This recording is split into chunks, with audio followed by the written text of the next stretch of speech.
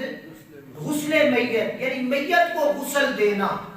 یہ میں اس کا طریقہ بیان کر دوں گا. اس سے پہلے ایک فضیلت کے باب میں بھی چیز سماعت فرما دیں. حضرت سیدنا علی المرتضیٰ کرم اللہ تعالی وجہ الکریم ارشاد فرماتے ہیں کہ پیارے نبی امام الانبیاء صلی اللہ تعالی علیہ وآلہ وسلم نے ارشاد فرمایا کہ جو کسی میت کو نہلائے، کفن پہنائے، خوشبو لگائے اور جنازہ اٹھائے، نماز پڑھے اور نہلاتے وقت جو ناقص بات نظر آئے اسے چھپائے، وہ گناہوں سے ایسا پاک ہو جاتا ہے جیسے ماں کے پیٹ سے پیدا ہوا. یہ اس کے فضائل کے اندر آئے. اور دوسری چیز ہے وہ پھر آئندہ میں عرض کر دوں گا، جس نے نماز جنازہ پڑھی اور دعا مانگی اور قبرستان تدفین کے لیے بھی پہنچا، اس کو اللہ پاک 2 قرات ثواب عطا فرماتا ہے. اور جو صرف جنازہ پڑھ کے آ گیا اس کو 1 قرات اللہ پاک ثواب عطا فرماتا ہے. تو نماز ہے میت کے غسل کا جو طریقہ کار ہے اس کو بڑے خوبصورت طریقے سے بیان کیا گیا ہے. میت کو غسل دینا فرض کفایہ ہے. کیا ہے؟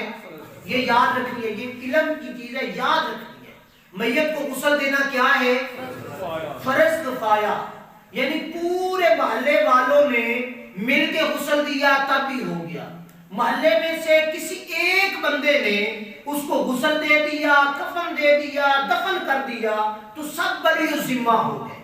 اور اگر کسی نے نہ کیا، بندہ فوت ہو گیا، کسی نے نہ کیا، کوئی اس کے قریب نہیں گیا، تو سارا محلہ، اس میں مولوی صاحب بھی، اس میں مقتدی صاحب بھی، امیر صاحب بھی اور غریب صاحب بھی، قیامت کے دن رب کی بارگاہ میں مجرم ہوں گے.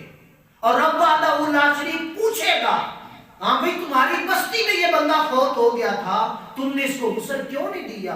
اتنے بے حس تم ہو گئے تھے، اتنی لاپرواہی تمہارے اندر آ گئی کہ تم میں سے کسی انسان کی غیرت نہیں جاگی کہ یہ بندہ فوت ہو گیا، ہم اس کو اٹھا کے غسل دیں یا کفن دیں یا اس کا جنازہ پڑھیں. انسان تھا وہ.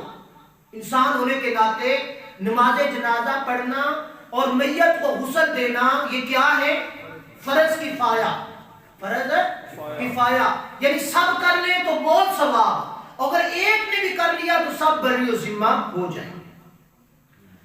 اور دوسری چیز ہے میت کو غسل دینا، اس کے 7 مراحل ہیں. ایک ایک کر کے یاد رکھیں گے بڑی آسانی کے ساتھ، اور بہت ہی آسان ہے غسل دینا میت کو. سب سے پہلے کیا چیز ہے؟ استنجا کروانا. سب سے پہلے کیا ہے؟ استنجا کروانا. اب استنجا کروانے کے لیے ہاتھ پہ اوپر وہ گلفز پہنیں گے یا کپڑے کا یا جو بازار سے مل جاتے ہیں وہ بھی استعمال کر لیں تو اس میں بھی حرج نہیں ہے. اور سب سے پہلے ناک سے لے کر گھٹنوں تک موٹا کپڑا، رنگدار کپڑا، سفید کپڑا نہیں. آج کل ہوتا ہے نا وہ اسی کفن کے ٹکڑے سے ہم لوگ ایک وہ سطر بنا لیتے ہیں، وہ ناکافی ہے. وہ کیا ہے؟ ناکافی ہے. چٹا کپڑا پائے ہوئے اتنے پانی کا قطرہ ڈگے، پانی لگ جائے تو کی جسم وچوں آندا ہے کو نہیں آندا. موٹا کپڑا ہو اور رنگدار ہو جس کے اندر سے پانی نیچے چلا جائے، اندر سے پانی اوپر لوٹے سے ڈالا یا کسی چیز سے بھی وہ پانی نیچے جسم تک چلا جائے. موٹا کپڑا ہو، سطر نظر نہ آئے. اور پھر نہلانے والا سطر کی طرف نظر نہ کرے، وہ گناہ کبیرہ ہے. کیا ہے؟ گناہ کبیرہ ہے. جان بوجھ کے اگر تقدیری وہ معافی ہے، لیکن جان بوجھ کے کوشش کر کے ایسا کرنا کبیرہ گناہ ہے.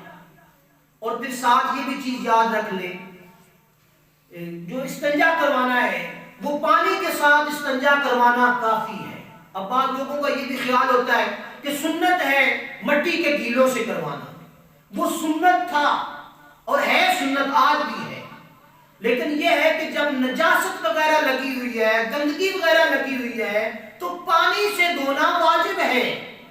پانی سے دھونا کیا ہے؟ واجب ہے. شرط سنت کے لیے اس کو کر لیا، نہ بھی کیا تو گناہ نہیں ہے، لیکن پانی سے لازمی دھونا یہ ضروری ہے. چونکہ آج کل وہ پہلا دور اور تھا، آج تبدیلی آ گئی ہے تو پانی سے اچھے طریقے کے ساتھ استنجا کروائے. नंबर 1 क्या चीज है? इस्तंजा करवाना। और नंबर 2 चीज है वुजू कराना। दूसरी चीज क्या है? वुजू करवाना।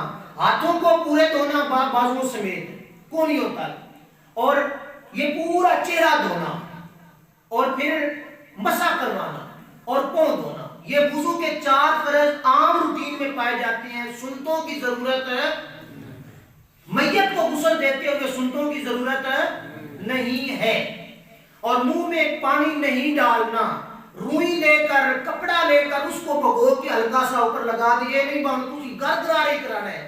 वो मतलब पैप ला के आपको वो पानी अंदर पाना है तो ताई काम होना है, उसकी जरूरत है ना नाक में पानी चढ़ाने की, ना मुंह में पानी डालने की जरूरत नहीं है। ये जिंदा के गुस्ल में फर्ज है, मुर्दा के लिए नहीं है। ये दूसरी चीज होगी वुजू कराना। और तीसरी चीज है दाढ़ी और बालों को धोना, साबुन लगा के या जिस शैम्पू लगा के जो भी चीज इस्तेमाल करने वो जरूर है उसको कर लें।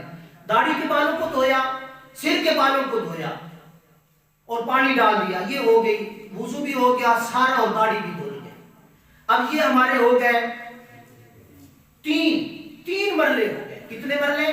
3 मरले। पहला इस्तिंजा करवाना, दूसरा वुजू करवाना, और तीसरा सारों दाढ़ी के बालों को धोना। अब तीसरा है कि खब्बे पासे उधर बाहर पाके सज्जे पासे निचोक के, यानी बाईं करवट लिटाकर दाईं करवट को धोना। खब्बे पासे लिटा के सज्जा पासा तले थोड़ा जा हाथ करके ना चाह के नाल बंदा जेड़ा इमदादी है वो ऊपर से पानी डाल के साबुन लगा के अच्छे तरीके से उसको धो दे। ठीक है, एक चीज ये हो गई। और उसके बाद आगे फिर चीज है 5वीं, वो है दूसरी तरफ, यानी सज्जे पासे लिटावे ते खब्बा पासा उदा मुकम्मल तौर पे धो लवे। और फिर छठी चीज है, जब ये हो गया उसके बाद थोड़ा सा पीछे से आसरा करके थोड़ा सा उठा के पेट पर हल्का हल्का हाथ मारे। क्या चीज है? पेट पर हल्का हल्का हाथ मारे। कोई नजासत वगैरह, पानी का कोई कतरा वगैरह अंदर हो, बाद दफा बीमारी की वजह से ऐसा मामला हो जाता है तो वो निकल जाए। जब वो निकल जाए उसके बाद दोबारा गुस्ल की जरूरत नहीं है, पानी बहा देना ही काफी है। समझ आई बात?